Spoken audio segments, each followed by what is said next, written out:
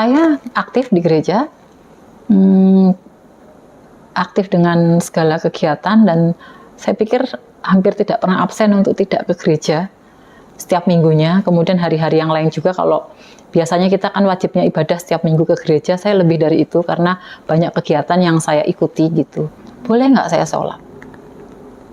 Kemudian teman saya bilang, nggak boleh. Kenapa nggak boleh? Ya syahadat dulu. Terus saya jawab, syahadat itu kan ikrar ya, perjanjian bahwa kita masuk Islam. Kan saya belum berikrar, saya nggak mau berikrar dulu. Lah kenapa? Lah kan saya belum tentu ketemu tenang di Islam. Kan yang saya cari tenang dan damai. Memang Tuhanmu punya tenang dan damai? Saya ini masih nanya nih, saya mau sholat tuh mau nanya, Tuhan punya tenang dan damai nggak? Saya bilang, lah kalau saya sudah ikrar syahadat terus tiba-tiba nggak ketemu tenang, gimana? Situ mau jamin saya ketemu tenang? Saya bilang begitu.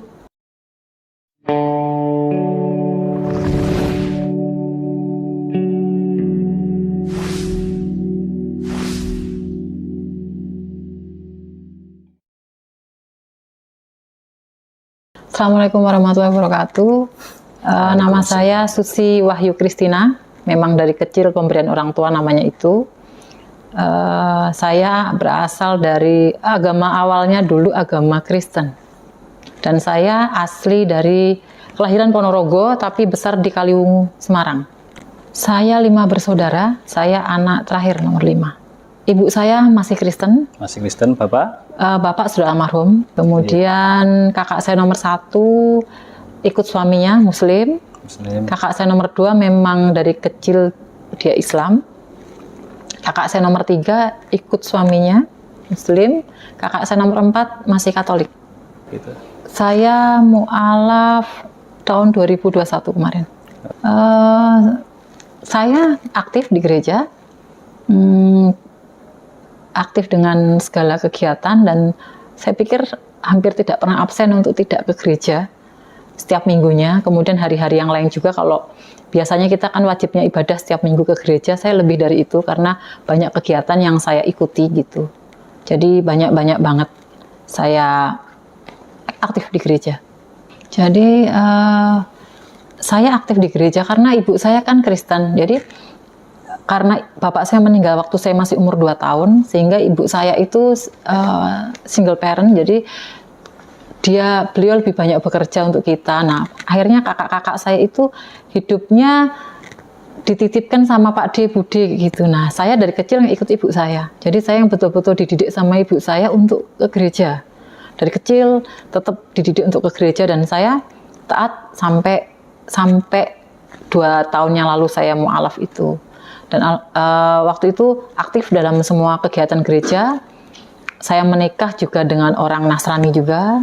Jadi seperti awal sekitar, kan saya masuk syahadat itu Mei ya.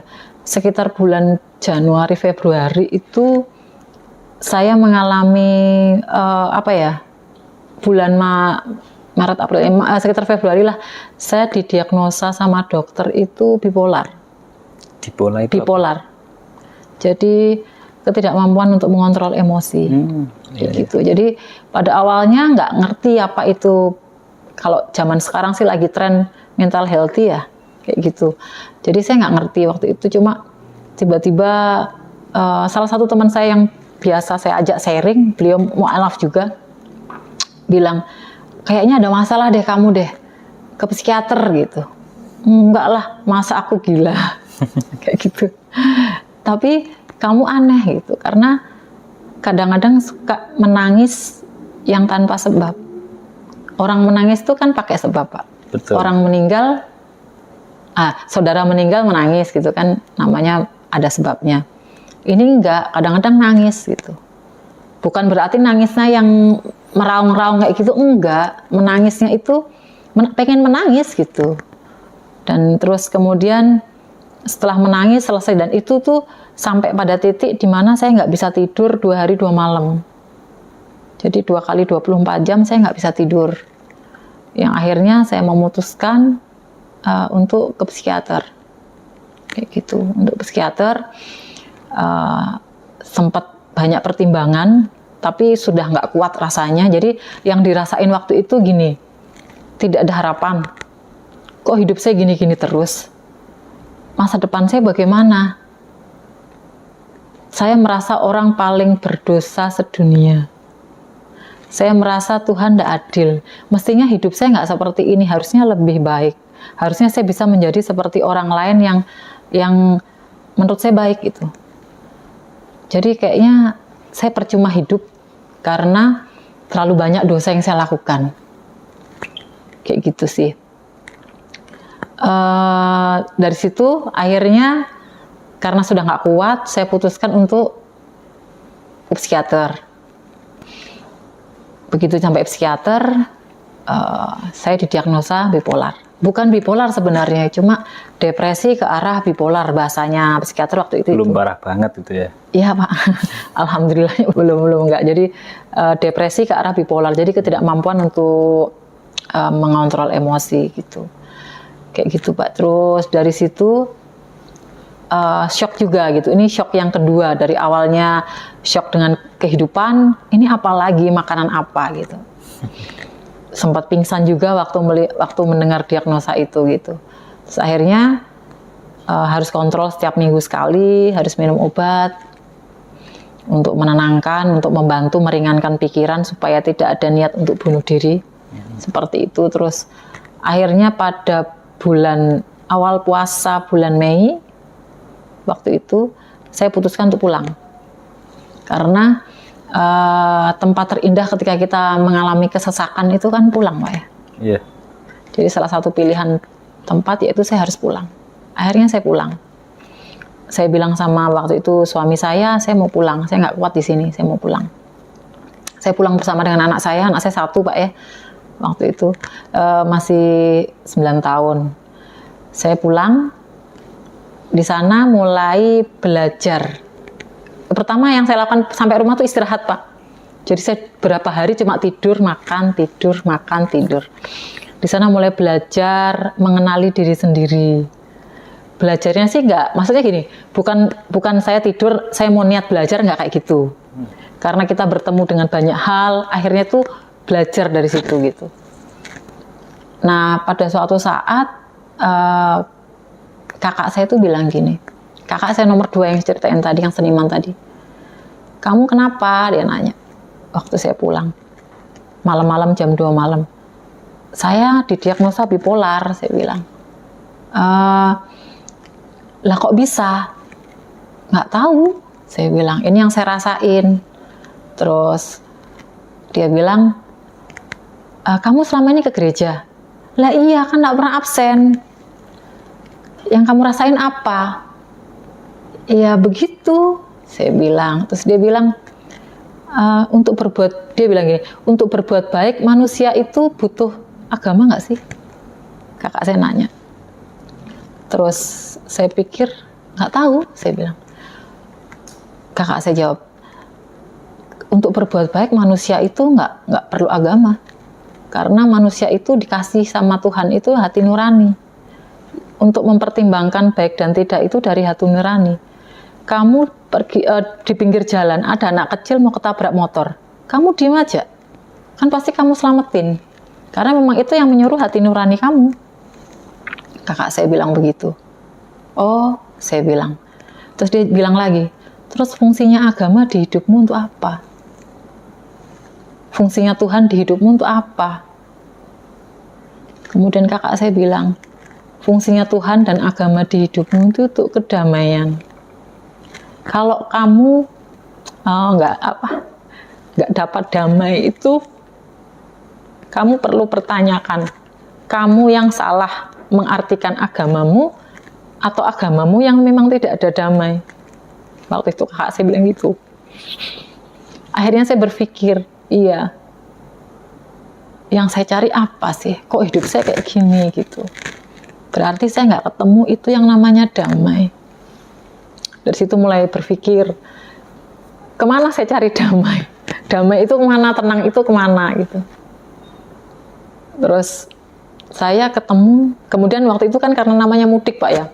Mudik kita ketemu dengan beberapa orang. Nah di Kaliwungu itu kan kota santri ya. Ke santri ya. Jadi teman saya full hampir 100% itu muslim semua gitu. Nah, saya ada sahabat waktu zaman SMA, waktu itu dia janda, Pak. Suaminya meninggal. Dia janda, punya anak 4 kalau saya nggak salah, 4 atau 5 gitu. Nah, saya main ke rumahnya gitu. Rumahnya tuh kecil, kiosnya kecil dan berantakan. Saya tanya, kamu dapat makan dari mana? Ya kios. Hah? Minyak goreng cuma 5 biji, beras cuma sekarung, cukup untuk ngasih makan anakmu? Saya bilang begitu. Dia jawab, Susi, kalau kamu pakai ukuran logikamu, ya nggak masuk. Saya percaya, dia bilang, saya percaya ketika Allah ambil suami saya, maka dia akan berikan semua kebutuhan saya. Karena Allah ngambil suami saya itu nggak cuma ngambil, pasti ada sesuatu yang dia mau kasih. Jadi saya percaya. Dan kamu lihat, sudah berapa tahun suami saya meninggal, dan saya baik-baik saja bersama anak-anak saya. Itu saya belajar, itu kan level keimanan yang tinggi menurut saya, Pak ya. Iya. Jadi betul-betul itu kayak menampar saya gitu. Wih, keren ini gitu. Kok bisa sehebat itu keimanannya gitu, kepercayaannya itu. Kok saya nggak bisa kayak gitu? Salah saya di mana? Kemudian saya pulang, saya pikir, ini salahnya di mana sih hidup saya? Saya pikir lagi, oh iya, memang hidup saya nggak ada damai. Jadi hidup saya itu selalu full dengan harus cari uang, cari uang, cari uang, cari uang. Dan itu tuh kayak, apa ya, lelah Pak ya? Iya. Lelah, melelahkan gitu. Kayak gitu. Kemudian, dari situ tertarik, apa sih yang dipunyai Muslim kok sampai dia punya keyakinan sekuat itu, punya keimanan sekuat itu terhadap kehidupan. Karena kan nggak mudah menghidupi anak 5 sendirian gitu, dengan kondisi yang kita lihat kayak gitu. Tapi dia bisa senyum, dia bisa tertawa, dia masih bisa masakin saya waktu itu. Saya datang, saya dimasakin gitu, luar biasa gitu. Terus kemudian saya bingung, saya cari tenang di mana, itu waktu itu masih bingung. Saya ngobrol sama kakak ipar saya nomor 3. Kakak saya nomor 3 itu yang perempuan itu memang orangnya agak keras, Pak.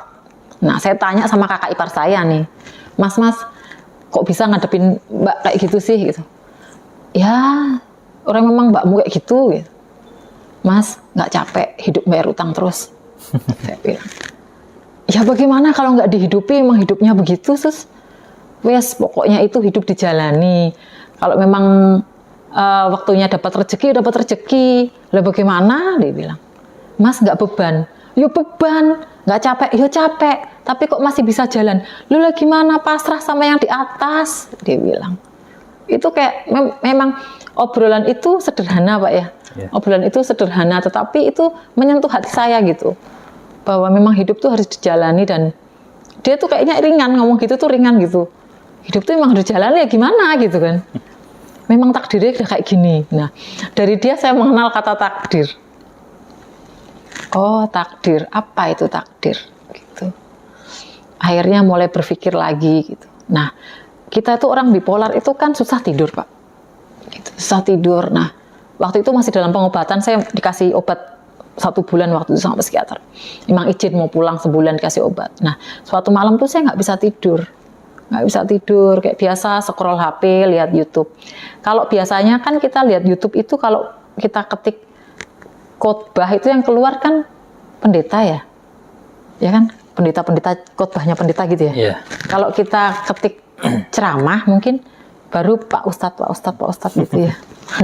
Kayaknya begitu Pak ya. Yeah. Saya kan nggak pernah ketik ceramah, Pak. Pasti ketiknya khotbah kan gitu.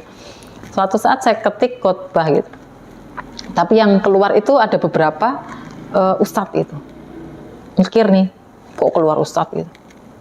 Mau saya buka, orang Kristen kok nonton ustadz khotbah gitu. Tapi waktu itu kebuka juga. Nah, waktu itu tuh ada khotbah ceramahnya Ustadz Habib Novel. Novel Alaidrus. Iya. dari Solo itu. Nggih, betul. Nah, waktu itu beliau menyampaikan bagaimana cara menjalani hidup. Simple banget, dan itu tuh sudah pernah saya dengar dan sering saya dengar, bukan dari Habib ya, maksudnya dari hal-hal yang lain di sebelum-sebelumnya gitu. Bahwa hidup tuh memang harus hari ini gitu kan. Itu tuh quote-quote kayak gitu kan sering kita dengerin gitu, sering kita tahu lah gitu. Tapi waktu itu tuh Habib Novel itu menjelaskannya itu ringan banget gitu, bahwa orang tuh hidup ya sekarang, karena kemarin itu nggak bisa diulang, sudah berlalu, nggak bisa disesali. Dan besok belum tentu kita hidup, besok bisa jadi kita mati. Saya waktu itu nangis, air mata nggak bisa berhenti. Capek, Pak. Tapi capek fisik, lega hati. Oh gitu. Ya, kenapa? Waktu itu yang bikin saya nangis itu satu, saya diingetin dari khotbah itu satu, dari ceramah itu yang saya ingetin, saya diingetin itu, saya lupa bahwa saya itu nggak hidup selamanya. Bahwa saya besok itu bisa mati. Yang artinya, saya nggak perlu mikirin masa depan saya 10 tahun lagi. Wong kita belum tentu ada di sana. Bisa jadi besok pagi atau sejam lagi saya mati. Itu yang membuat saya lupa bahwa hidup itu ada akhirnya. Itu membuat saya dari situ kayak mulai mengikhlaskan segala kesalahan saya di masa lalu. Karena saya itu merasa orang paling berdosa sedunia. Bahasa kasarannya tuh gini, dosa apa yang nggak pernah saya bikin Pak dulu? Sebelum ya bukan, ya aktif di gereja, cuma kan namanya orang hidup Pak ya. Banyak hal yang kita lakukan gitu, dari zaman kecil, muda gitu. Itu dari malam itu tuh saya lepasin semuanya. Saya bilang, ya memang saya memaafkan diri saya, segala dosa saya memaafkan gitu, saya maafin diri saya gitu. Mulai menerima bahwa ya hidup saya itu seperti ini. Mulai menerima bahwa memang bapak saya itu meninggal saat saya masih kecil. Dari dulu saya nggak pernah terima itu. Kenapa bapak saya meninggal? Tuhan tuh nggak adil. Orang lain tuh bisa bersama bapaknya, saya enggak. Kalau seandainya bapak saya masih hidup, mungkin saya nggak akan kayak gini. Mungkin hidup saya bisa lebih baik. Mungkin pendidikan saya bisa lebih baik. Mungkin masa depan saya bisa lebih baik gitu. Saya itu yang paling saya nggak bisa terima adalah kematian bapak saya. Saya nggak kenal saya tuh nggak kenal bapak saya itu kayak apa, mukanya tuh nggak lihat, kecuali dari foto gitu. Bukan saya kehilangan bukan saya kehilangan fisiknya, tapi saya kehilangan momennya, Pak. Jadi kayak itu tuh yang betul-betul saya nggak bisa terima dari Tuhan gitu. Kenapa kok begitu? Nah malam itu tuh saya bisa melepaskan itu, bahwa memang garis hidup saya begini, dan saya dari malam itu mulai jadi kayak gini, rasanya tuh kayak gini, oh iya saya punya bapak. Walaupun bapak saya meninggal, tapi saya punya bapak gitu. Saya diingetin bahwa saya punya bapak, karena selama ini rasanya tuh kayak saya nggak punya bapak, karena memang saya nggak kenal sama sekali bapak saya gitu. Jadi malam itu tuh kayak, iya saya punya bapak. Dari hari itu tuh, bapak saya waktu dulu tuh ceritanya meninggalnya tuh di laut Pak, waktu masih tugas gitu. Besoknya saya ke laut, saya cuma saya hello gitu. Oh ya saya punya bapak saya dulu meninggalnya di sini gitu. Itu kayak merasa memiliki orang tua. Itu tuh rasanya tuh kayak kayak oh ya saya ada asal usulnya gitu. Itu momen yang nggak akan saya lupakan gitu. Nah dari malam itu kan saya menangis, saya menangis, saya bukan menangis yang seperti biasanya, kan saya menangis karena saya kelelahan, karena beban terlalu banyak gitu, merasa beban hidup banyak gitu. Malam itu tuh saya menangis, separuh beban saya itu hilang. Saya ngerasa separuh beban saya hilang, saya ngerasa lebih ringan untuk melangkah gitu. Jadi pikiran lebih ringan, semua lebih ringan walaupun saya menangis. Jadi saya menangis waktu itu tuh keluarga sempat bingung kenapa gitu. Mereka nggak ngerti apa yang saya rasakan, karena saya mau jelaskan juga mereka belum tentu memahami. Jadi akhirnya saya hanya menangis saja di kamar, nggak ngomong apa-apa. Saya menangis, kemudian ya Allah, belum ya Allah waktu itu, terima kasih beban saya sudah hilang 50% gitu. Nah dari situ mulai tertarik, kok saya dapat ajaran, kok gini, mulai tahu konsep hidup. Jadi dari apa yang dikhotbahkan sama Habib Novel itu mulai tahu konsep hidup, bahwa hidup itu ya hari ini, sekarang, at the moment gitu, bukan kemarin, bukan besok. Oh, ternyata konsep hidup tuh seperti itu. Jadi ternyata selama ini saya hidup tuh nggak punya konsep. Saya menjalani hidup, menjalani saja seperti yang orang lain lakukan. Bukan konsep yang saya punya sendiri gitu. Jadi waktu itu saya betul-betul menemukan ya, ternyata kayak gini toh orang hidup tuh seperti ini toh. Itu yang luar biasa. Kemudian saya ngobrol sama kakak ipar saya juga nomor 2 gitu, banyak ngobrol tentang apa itu ikhlas, mulai banyak tanya apa itu takdir, apa itu menerima kehidupan seperti itu. Kemudian mulai tertarik, saya tanya, saya punya teman memang dari awal dia dampingi saya untuk kita ngobrol gitu. Kita kan orang bipolar tuh pasti butuh teman ngobrol, Pak. Jadi kita tuh butuh orang yang bisa menilai, membantu kita untuk menilai diri kita gitu. Nah, saya tanya sama dia, sama temennya, apa yang kamu rasakan ketika sholat? Kemudian dia jawab, Masya Allah, sholat itu bikin tenang. Dia jawab begitu. Oh, bikin tenang ya? Saya bilang. Kemudian saya pikir lagi, saya lihat beberapa teman yang sholat. Kemudian saya bilang sama dia, boleh nggak saya sholat?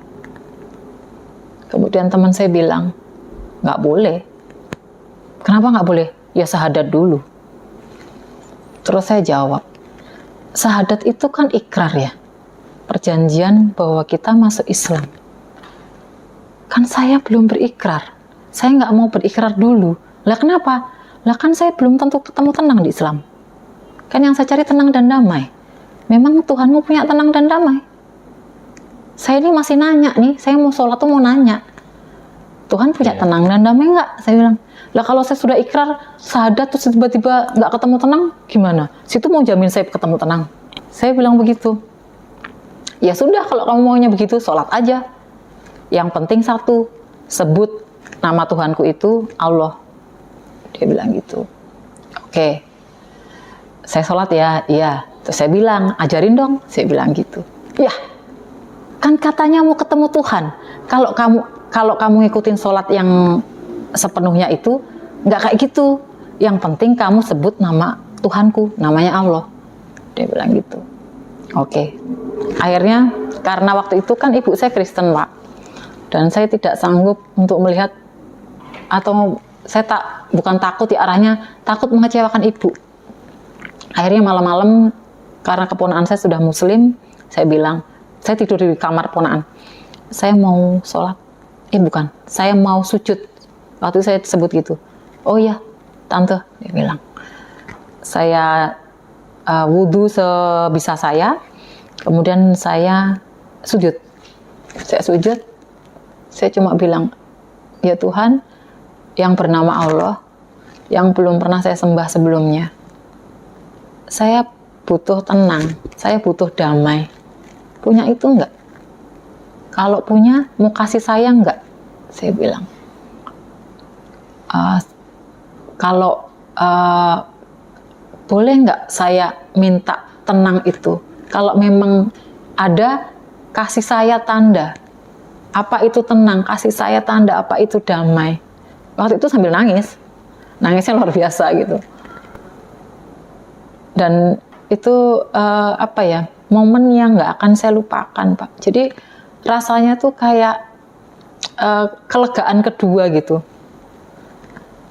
Yang kelegaan pertama kan yang kemarin itu yang bisa menerima diri, bisa menerima kehidupan saya gitu. Oke, terus kemudian setelah selesai sujud, saya tutup ini sajadah mukena, udah berjalan lagi, mulai ketemu dengan orang-orang Islam lagi. Saya ketemu dengan guru Islam SMK, guru Islam SMK. Waktu itu saya sekolah SMA kan, saya ketemu. Dia nggak ngajar saya kan, karena saya Kristen waktu itu. Tapi saya kenal beliau gitu. Akhirnya saya ketemu, ngobrol-ngobrol lah biasa masalah agama. Saya tanya, Pak, Tuhannya punya tenang nggak? Saya bilang, Kalau saya masuk Islam ada tenang nggak? Saya takut tuh kalau saya masuk Islam nanti nggak ada tenang. Terus dia bilang, kalau semuanya diukur pakai logika ya nggak masuk tuh Sus. Kalau kamu pakai logikamu, kamu akan nyari ke berapa agama. Yakini dulu di agama itu ada tenang dan damai, maka kamu bisa menemukan itu. Jadi saya harus masuk dulu, syahadat dulu gitu, baru ketemu tenang. Terus kalau nggak ketemu bagaimana? Saya bilang begitu. Ya kamu begitu aja terus nyari kelima agama.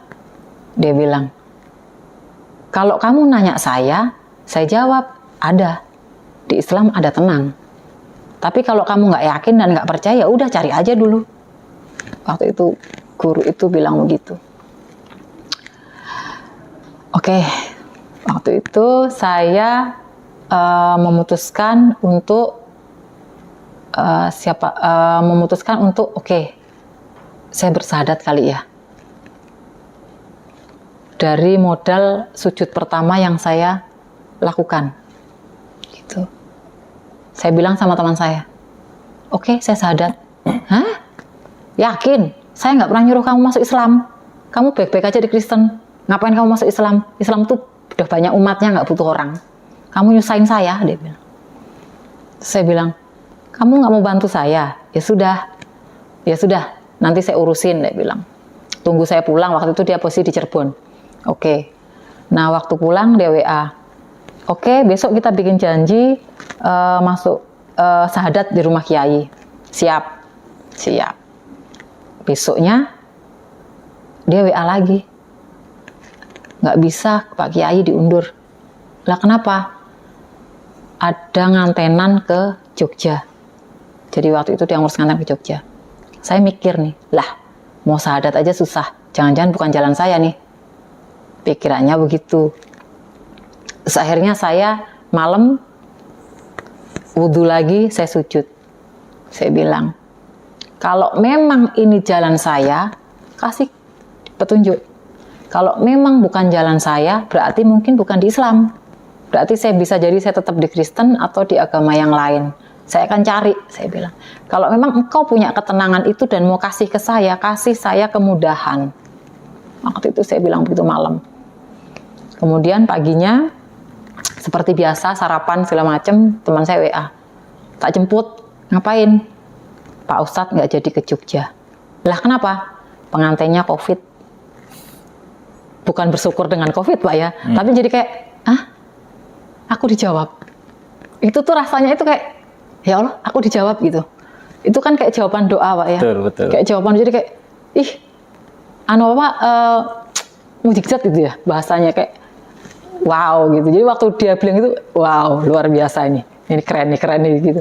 Jadi oke, dengan semangat saya persiapan diri. Kemudian ke rumahnya Pak Ustadz yang dituju. Saya waktu itu tidak mau diadakan syahadat rame-rame karena saya masih bipolar juga dan saya nggak sanggup untuk ketemu dengan banyak orang dan saya masih menjaga perasaan ibu saya. Jadi waktu itu saya disaksikan oleh ponakan saya, kakak saya dan teman saya. Nah, syahadat. Saya pikir ketika syahadat tuh langsung, Pak ya, syahadat, datang syahadat. Enggak. Pak Ustadznya bilang, yakin masuk Islam? Iya. Bener nih? Iya Pak. Pulang dulu, mandi dulu, pikirin dulu baik-baik. Saya nggak mau kamu masuk Islam kemudian balik lagi Kristen. Nggak main-main soalnya ini. Oh gitu ya? Iya. Saya dikasih bacaan gitu Pak. Al-Fatihah, Bismillah 7 kali, Al-Fatihah gitu. Saya disuruh mandi. Setelah mandi, dapat apa, baru balik sini. Kalau emang kamu udah yakin, baru saya syahadatin. Kalau enggak. Dia bilang. Jarak 2 hari, siang-siang saya mandi dengan membaca Bismillah 7 kali, Al-Fatihah. Lupa saya waktu itu kayak itu. Saya ingat Jumat jam 12 siang saya mandi. Ini kondisi siang panas Pak ya. Kaliwungu tahu panas kan Pak? Panas banget. Setelah saya mandi, yang saya rasakan adalah satu, kepala saya ini sakit. Sakit luar biasa. Dan saya kedinginan yang tak tertahankan. Dan saya menangis yang luar biasa, kemudian bergetar. Nah, kita tuh orang bipolar tuh kadang-kadang panic attack, Pak. Nah, kalau panic attack itu rasanya tuh nggak kayak gitu, deg-degan, jantung tuh deg-degan gitu. Nah, yang saya rasakan itu waktu setelah saya mandi itu bukan deg-degan, tapi jantungnya nggak deg-degan, apa ya, kayak muter di perut gitu. Muter di perut kayak memutah gitu jatuhnya. Saya bingung, ini apa? Ini kenapa sih begini gitu. Teman saya cuma bilang istighfar katanya, astagfirullah bilang. Itu saya lakukan sampai saya tertidur, dan saya waktu itu nggak ketemu jawabannya nih kenapa begini gitu. Besoknya ke Pak Ustadz itu lagi, Pak Kiai ya bahasanya Pak kalau di Jawa. Oke, apa yang kamu dapat? Sudah yakin? Sudah mandi? Sudah. Saya nggak cerita sama beliau tentang apa yang saya rasakan waktu itu. Kalau sudah siap, baca Bismillah 7 kali, rasakan, nikmati, resapi. Dia bilang bantu katanya. Akhirnya saya baca Bismillahirrahmanirrahim, Bismillahirrahmanirrahim. Nah, Bismillah yang ke-7, pingsan saya, Pak. Saya pingsan, saya nangis luar biasa. Pak Kiai itu cuma bilang, biarin aja, dia melepaskan segala yang dia rasakan. Waktu itu saya nangis hampir 1 jam lebih, kayak gitu. Selesai itu, udah siap Mbak, sudah. Saya mau disahadatin, tapi masih nangis. Akhirnya Pak Kiai waktu itu bilang gini, saya doain ya, saya pegang kepala ya, permisi, bukan dipegang langsung sih Pak, cuma di ini. Karena di kepala bagian belakangmu tuh banyak gumpalan darah. Belakang. Oke, akhirnya didoain gitu. Saya waktu itu, kemudian selesai itu disahadatin. Bapak tahu nggak? Dari hari itu sampai hari ini saya nggak pernah sakit kepala bagian belakang. Oh, Masya Allah. Itu baru saya sadari ketika setahun di Mualaf Center.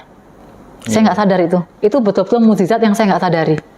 Sampai kemarin di Mualaf Center, kan disuruh ruqyah lagi ya. Ruqyah lagi gitu. Saya udah ruqyah kayaknya waktu di Jawa, saya bilang gitu. Enggak, ruqyah lagi katanya. Saya ruqyah lagi gitu. Nah, waktu ruqyah yang kedua itu, panic attack saya hilang. Saya sampai hari ini nggak pernah lagi merasakan panic attack. Nah, dari situ saya menyadari, oh iya, dari saya didoain Pak Kiai itu yang kepala saya bagian belakang sampai hari ini. Padahal penyakit itu, bukan penyakit ya, sakit kepala bagian belakang itu sudah saya rasakan dari SMP, Pak. Sampai ibu saya bawa ke dokter, kenapa anak saya suka sakit kepala bagian belakang gitu. Sampai hari ini saya nggak pernah sakit kepala bagian belakang, Pak. Itu jadi kayak wow.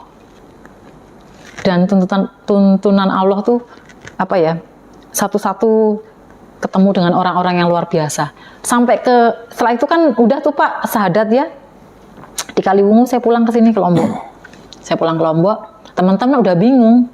Awalnya gini teman, Susi kalau sudah sampai Lombok nggak boleh lagi sama suaminya. Lah, kenapa? Akidahnya beda. Iya, keyakinannya sudah berbeda. Kan nggak tahu Pak. Kan saya nggak tahu tuh. Nggak kepikiran juga, cuma oh ya doang. Terus teman saya yang di Bogor yang mau alaf juga dia bilang, jangan lupa nggak boleh ya. Lah emang kenapa? Ya akidahnya beda. Oh ya, udah. Saya pulang ke sini karena bagi saya ini kan berita gembira.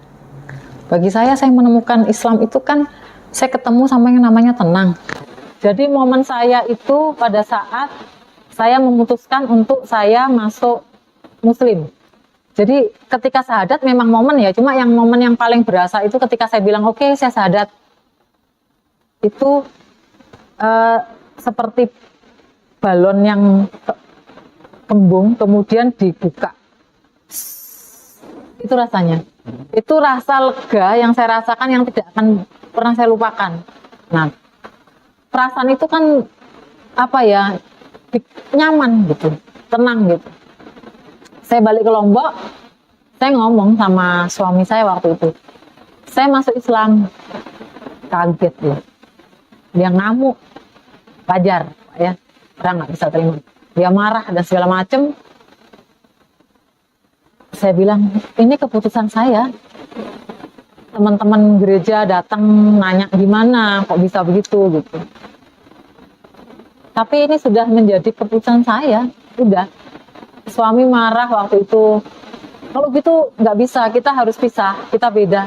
Saya bilang, kamu tahu nggak kalau pisah itu berarti kita cerai, dia bilang. Ya, saya waktu itu bukan ini cuma ya sudah keputusan saya kalau memang harus begitu. Kalau sekarang tiba-tiba saya mau masuk Muslim kemudian saya menjalani dengan dia, berarti kan sia-sia pencarian saya. Akhirnya ya dengan berbagai banyak konflik, saya tetap bersikukuh, saya tetap di sini. Ya udah, akhirnya dia ngalah, kita pisah. Terus sekarang aktivitasnya apa?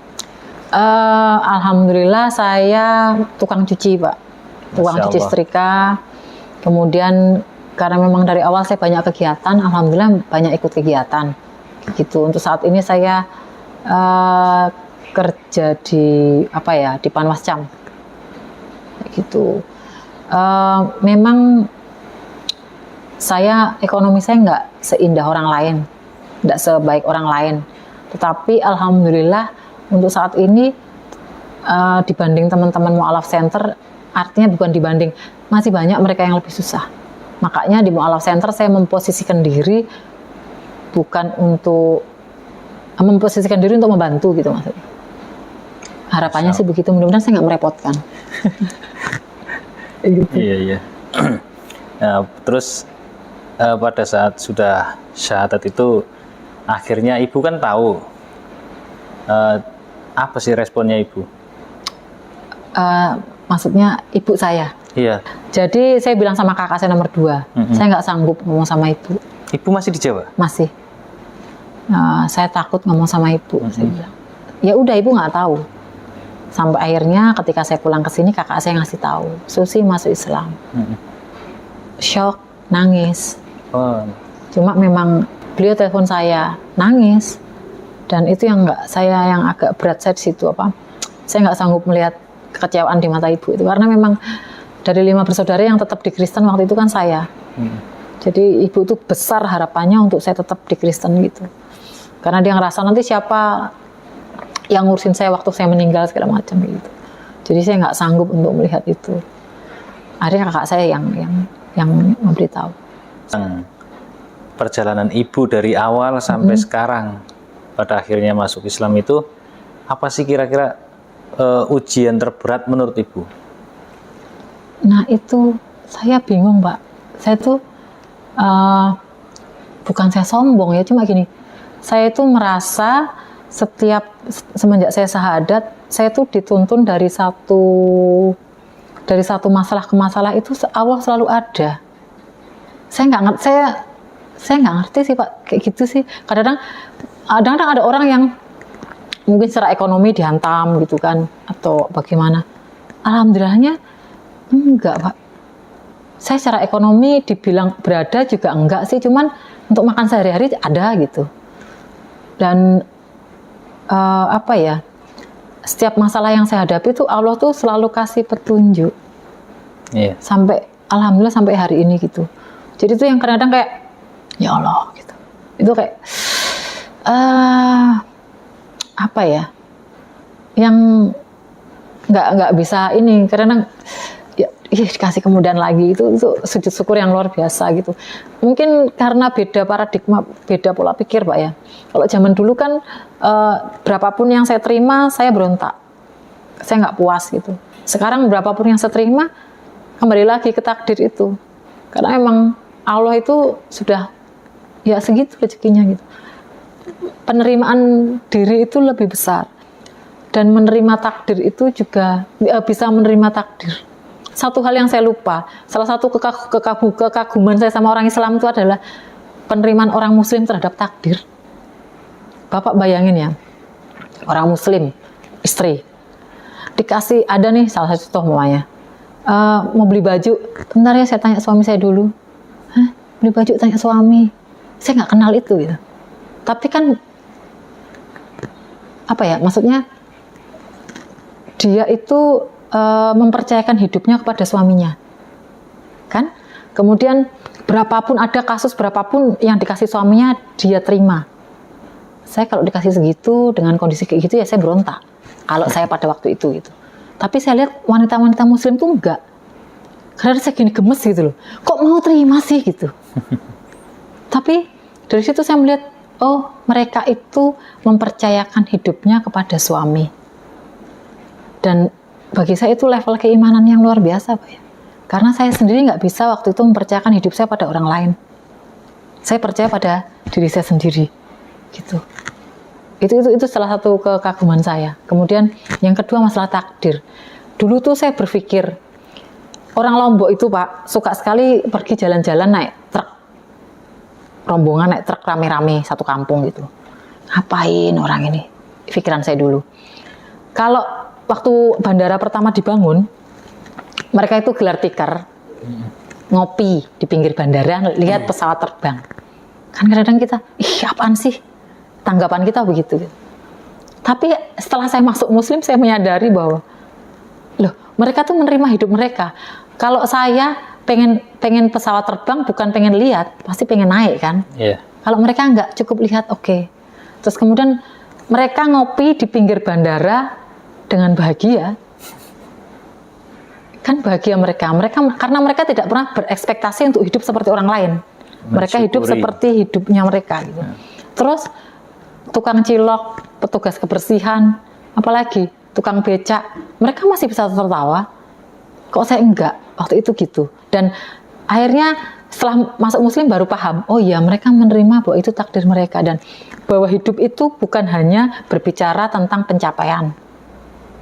Kalau mungkin dilihat secara manusia, tukang cilok itu pencapaiannya tidak seberapa. Tapi hidup itu lebih bicara tentang mensyukuri apa yang kita terima. Dengan begitu kita bisa menerima hidup dan berbahagia. Itu yang saya terima ketika sudah masuk Islam. Sehingga alhamdulillah bisa menerima. Dulu saya itu di dompet nggak boleh kosong. Mau pergi ke pasar harus 100.000. Ini umpama nih Pak nominalnya. Sekarang saya mau berangkat kerja bawa uang 1.000 mah nggak masalah. Saya yakin gitu. Saya yakin dan percaya bahwa kalau memang saya harus puasa, ya memang Allah takdirkan saya harus puasa hari itu. Gitu. Masya Allah. Itu yang saya terima gitu. Jadi lebih bisa memaknai hidup, lebih bisa menikmati hidup itu tuh kayak luar biasa gitu. Hidupnya tuh nggak dikejar dengan pencapaian. Karena kebahagiaan itu tidak ditentukan dengan pencapaian-pencapaian. Karena dari dulu saya belajar bahwa bahagia itu dengan pencapaian. Lebih kaya, lebih pintar, lebih hebat seperti itu. Sekarang mah nggak perlu hebat. Dan satu hal lagi orang Islam itu kalau memberi itu lepas. Jadi ketika memberi sesuatu, beri lepas. Kan nggak perlu diumumkan kan Pak ya. Betul. Jadi ya udah kasih. Jadi nggak perlu mikir nih. Nanti umpamanya contoh gini, ada orang ngamen di pinggir jalan, nggak usah dipikir. Mereka nggak mikir apakah orang ngamen itu nanti mau dipakai minum-minum, kayak mau apa, kayak intinya saya mau nyumbang, udah nyumbang aja lepas. Itu yang jadi ketulusannya itu yang saya dapat dari orang Islam itu. Itu yang saya belajar betul gitu. Bahwa mereka memberi lepas, udah nggak dipikirin lagi tuh. Jadi lebih ringan menjalani hidup. Lebih tenang, gitu. Lebih mensyukuri hidup, lebih memaknai hidup. Nah, itu. Kadang-kadang contohnya kayak gitu. Kalau emang hari ini siang ini saya belum bisa makan, berarti memang Allah izinkan saya untuk puasa. Yeah. Akhirnya kan apapun secara manusia, mamanya belum bisa makan siang itu kan manusiawi, nggak nyaman Pak ya. Yeah. Gitu kan, itu kan nggak nyaman, jadi tapi kita bisa menerima bahwa memang Allah izinkan saya untuk puasa siang ini gitu. Ya udah, jalani hidup toh akhirnya hidup juga berjalan dan tetap mencapai malam, pagi lagi berputar lagi kehidupan seperti itu. Masya Allah. Itu. Terus pada saat bersyahadat itu apa sih yang Ibu rasakan? Yang saya rasakan ini, saya punya Allah, saya punya Tuhan baru nih, Allah gitu. Kemudian yang kedua, saya memasuki babak kehidupan baru bahwa saya mempercayakan hidup saya kepada Tuhan yang namanya Allah. Itu yang saya rasakan. Masya Allah. Saya mempercayakan kehidupan saya. Saya selama ini tuh dulu saya juga percaya, cuma maksudnya tuh feel-nya itu nggak dapat. Karena kita tuh kadang-kadang untuk menjalani hidup tuh kan butuh feel Pak ya. Rasanya tulus tuh kayak gimana tuh harus tahu gitu. Rasanya ikhlas tuh kayak apa harus tahu gitu.